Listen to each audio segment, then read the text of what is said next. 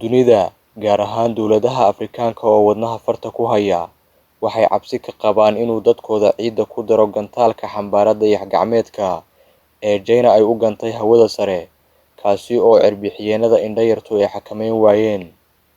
Gantaalkan oo lagu magacaabo Long March 5B ayaa toddobaadkii hore loo diray hawada sare, waxa saacaduhu isguraanba si nabad ah ayuu ku gaaray xaafadaha mustaqbalka ee saldhigga hawada sare ee Shiinaha ee loo yaqaan CSS. Laakiin cabsida caalamka ayaa bilaabatay markii loo diray wareeg aan caadi ahayn oo uu ku kor soconayo laamiga orbit-ka, oo ah jid hay'adda cirbixiyeennada adduunka ee NASA ay u diyaarisay inay adeegsadaan dayax-gacmeedyada ku soo foolka leh saldhigga hawada sare. Kadib markii la arkay isagoo kor heehaabaya hawada sare ee dalalka Afrikaanka, gaar ahaan waddamada Masar, Suudaan iyo Itoobiya, waana goortii ay dowladda China qiratay inay jirto cillad farsamo oo xakameyn la'aan ah. Mareykanka ayaa xalay sheegay inuu dunida ka badbaadinayo halista gantaalkan, halka wasaaradda difaaca Shiinaha ay uga digtay faragelin.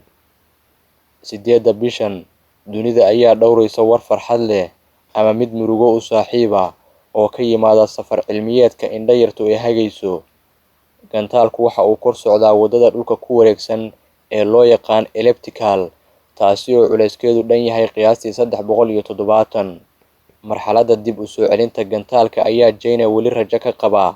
7 ilaa 9 May ayaa la filayaa inuu qashin ku daadiyo badweynta Pacific-ga, ilaa ay ka gaarto badweynta Atlanta ama Yurub, Ruushka ama Bariga Afrika, ama meel u dhow bartamaha magaalada Manhattan.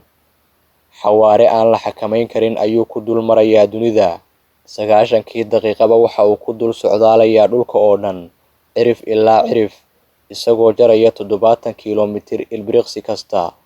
Gantaalka xalay iyo habeenadii ka horreeyay laga gami waayay ayaa hadda waxa uu dul haadayaa waqooyiga New York, Madrid, Beijing iyo ilaa koonfurta Chile iyo jasiiradaha New Zealand. Saynis yahanada ayaa sheegay in haddii China ay ku guuldarreysato inay saldhiggeeda dib ugu celiso gantaalkan, ay noqon karto masiibo kale oo ay dowladda indho-yartu dunida u soo waariday kadib COVID-19 oo ka soo bilowday magaalada Wuhan ee waddanka China. Waxa kale oo laga cabsi qabaa in dagaal hubka culus la isugu awood sheegto uu sababi karo haddii uu ku dhaco mid ka mid ah waddamada xulafada la ah Mareykanka oo ula bocle ugu tukubaya dowladda hormuudka u ah duulka indho-yarta, oo uu ka dhexeeyo tartan dhanka hubka nukliyeerka, dhaqaalaha iyo siyaasadaba ah. Waad ku mahadsan tahay daawashada warbixintan. Like saar bogga Maxamed Muuse Tarsan, siina sheer garee dhacdadan loogu hadalhaynta badan yahay caalamka.